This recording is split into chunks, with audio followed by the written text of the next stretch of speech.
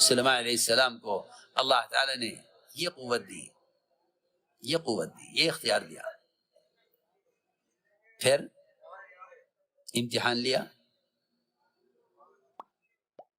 کہ پلک جھپکنے کے اتنی دیر میں بلقیس کا تخت حاضر ہوا تو فرمایا ھذا من فضل ربی لیبلونی، میری آزمائش کے لیے ہوا ہے.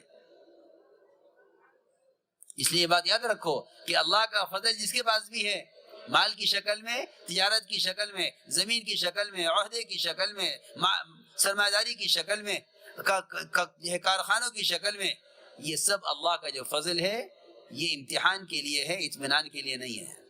یہ امتحان کے لیے ہے. ہم تمہیں آزمائیں گے،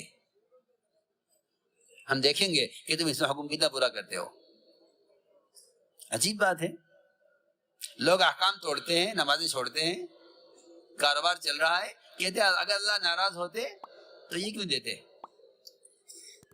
ہاں، عمل کرنے والے، اطاعت اور سنت کا اتباع کرنے والے اگر ایک پریشانی آ جائے فوراً ان کو دیکھتے ہیں جو مزے میں ہیں حکم توڑ کر، تو حیران ہو جاتے ہیں کہ ہم تو اتنی محنت کر کے بھی پریشان ہیں اور یہ نماز نہ پڑھ کے بھی مطمئن ہے.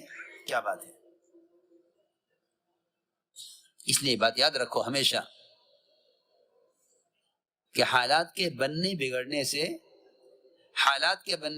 سے اللہ کی رضا ناراضگی کا کوئی تعلق نہیں ہے. اللہ کی رضا ناراضگی کا حالات کے بننے بگڑنے سے کوئی تعلق نہیں ہے، بلکہ اللہ کی رضا اور ناراضگی کا تعلق عمل کے بننے بگڑنے سے ہے. اگر عمل بنا ہوا ہے، اللہ اسے فاقے میں اللہ سے خوش ہے، عمل بگڑا ہوا ہے تو اللہ اس سے لاکھوں میں اس سے ناراض ہے. اس لیے کبھی بھی کسی کی حالت کو دیکھ کر دھوکہ نہیں کھانا چاہیے کہ اگر اللہ اس سے ناراض ہوتے تو یہ ان حالات میں کیوں ہوتا ہے، اس کے حالات تو بڑے اچھے ہیں.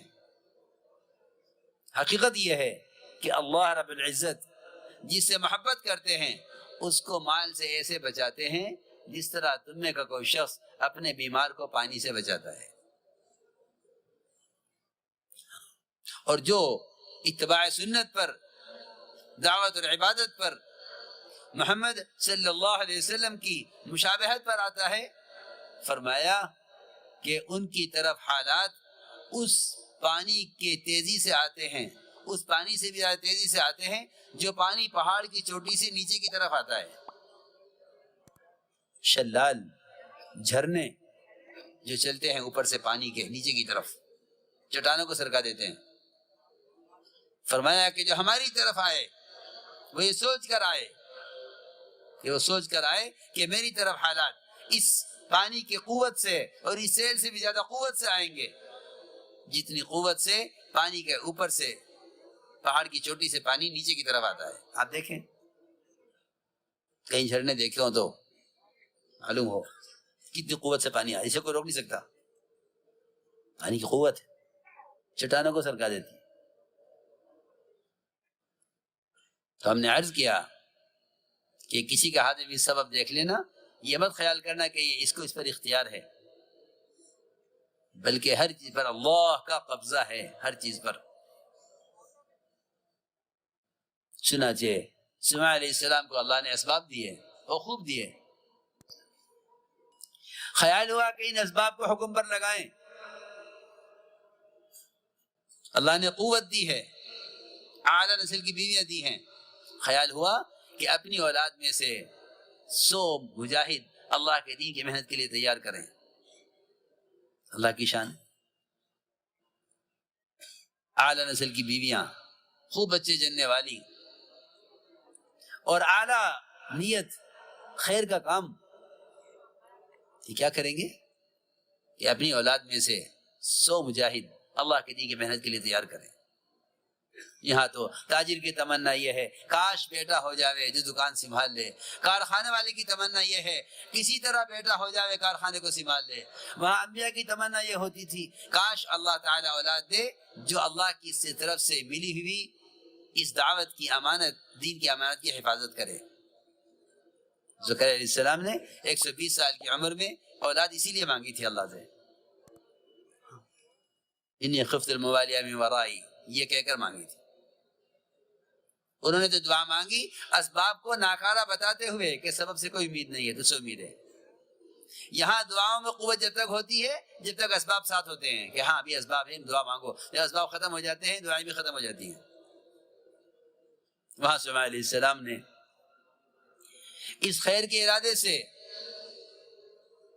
روایت میں ہے فرشتے نے کہا انشاءاللہ کہہ لو،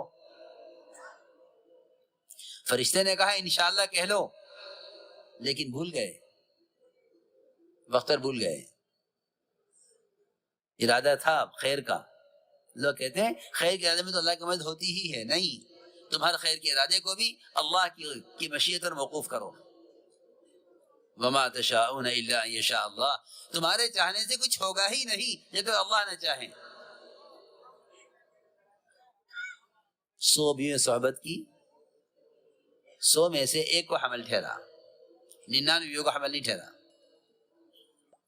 ہمارے ہاتھ میں ہے نا، یہ تو ہمارے ہاتھ میں ہے. ہم جب چاہیں گے تو حمل ہوگا، نہیں چاہیں گے تو نہیں ہوگا. سارے اسباب ہیں. ایک صاحب نے مجھے بذات خود یہ بات سنائی ہے کہ میں نے اولاد کے پیدا ہونے میں رکاوٹ پیدا کرنے کے لیے ساری کوششیں کی،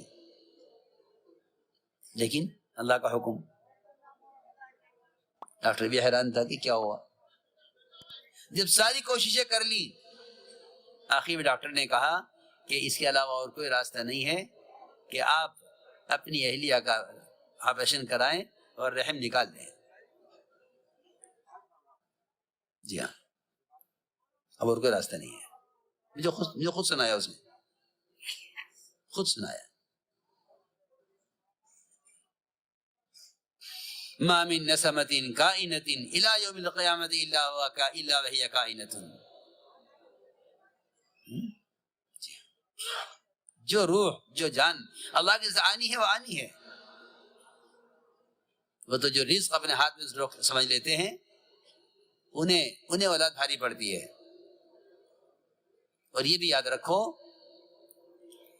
کہ لڑکیوں کی پیدائش سے ناگواری کا ظاہر کرنا یہ کفر کا اور شرک کا مزاج ہے. یہ کفر اور شرک کا مزاج ہے. یہ کفر و شرک کا مزاج ہے کہ لڑکی کی پیدائش سے خوشی نہ ہو.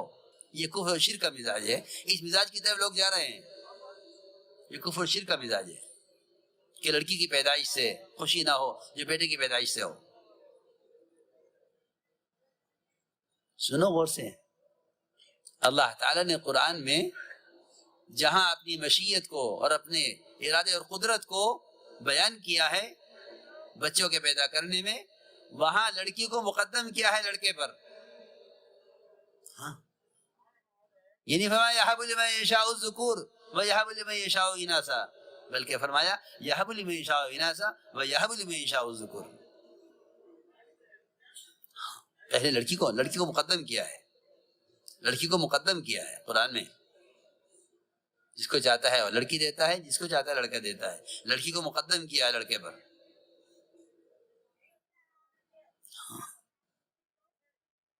عجیب بات ہے، تو قرآن نے مقدم کیا ہے پیدائش میں، لڑکی کو مقدم کیا ہے.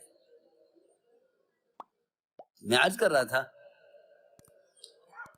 کہ جب سارے جتن کر لیے اور کسی طرح اولاد نہ رکی تو انہوں نے بھائی اس میں آگے عورت میں حمل کی گنجائش نہیں ہے، عورت کی صحت قابل نہیں ہے، لہٰذا آپ آپریشن کرا کے اسے رحم کو نکال لیں.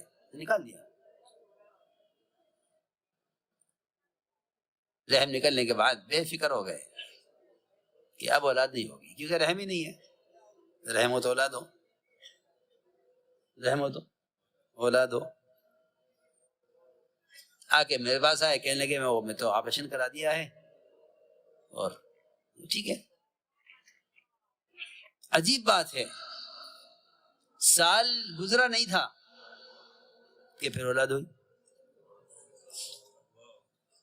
یہ کیا ہوا؟ یہ کیا ہوا؟ ڈاکٹر بھی حیران، یہ بھی حیران۔ کسی نے بتایا کہ ہاں بہت شاذ و نادر ایسا بھی ہوتا ہے کہ کسی عورت کے پیٹ میں 2 رحم ہوتے ہیں، ایک رحم چھپا رہتا ہے، سکڑا رہتا ہے، جب تک بڑا رحم موجود ہے، نکل جاتا ہے تو وہ پھیل جاتا ہے دوسرا۔ معاملہ یوں نہیں ہے، معاملہ یوں نہیں ہے، معاملہ یوں ہے کہ ہم تمہیں تمہارے ارادوں میں ناکام کر کے دکھلائیں گے اپنی مشیت سمجھانے کے لیے۔ یہ تو اپنی چاہتوں کا ارادوں کو ہماری چاہت پر موقوف کر لو، ورنہ تم کامیاب نہیں ہو سکتے۔ سلیمان علیہ السلام نے 100 بیوی صحبت کی، اعلیٰ قوت، اعلیٰ نسل کی بیویاں، لیکن ایک کو حمل ٹھہرا، 99 کو حمل ہی نہیں ٹھہرا۔ آپ نے فرمایا انشاءاللہ کہہ لیتے سب سے بچے ہوتے۔ چنانچہ ایک بیوی کو حمل ٹھہرا، اور اس میں بھی روایت میں ہے کہ وقت سے پہلے ہی وہ روح پڑنے سے پہلے ہی ضائع ہو گیا۔ جسد بے روح جسم کو کہتے ہیں، جسد کہتے ہیں بے روح جسم، کہ بغیر روح کا جسم۔ دانے لا کر ڈالا کرسی پر کہ یہ پیدا ہوا ہے، یہ پیدا ہوا، یہ کیا ہوا؟ فوراً سمجھ گئے۔ ثم اناب، اس لیے کہ جو اللہ کو جاننے والے ہوتے ہیں جب وہ کسی ناکام میں ناکام ہوتے ہیں تو فوراً اللہ کی طرف متوجہ ہوتے ہیں، اللہ کی طرف متوجہ ہوتے ہیں، فوراً سمجھ جاتے ہیں کہ ہم سے غلطی ہوئی، کہ ہم نے اپنی قوت پر، اپنے اسباب پر سے امید کی ہے، نہیں، کرنے والی ذات اللہ کی ہے۔ میرے دوستو عزیزوں، حضور اکرم صلی اللہ علیہ وسلم کو اس کی تاکید کی گئی ہے۔ آپ کسی چھوٹے سے چھوٹے کام کے بارے میں بھی کبھی یہ مت کہیے گا یہ کام میں کل کر لوں گا، جب تک انشاءاللہ نہ کہہ لیں۔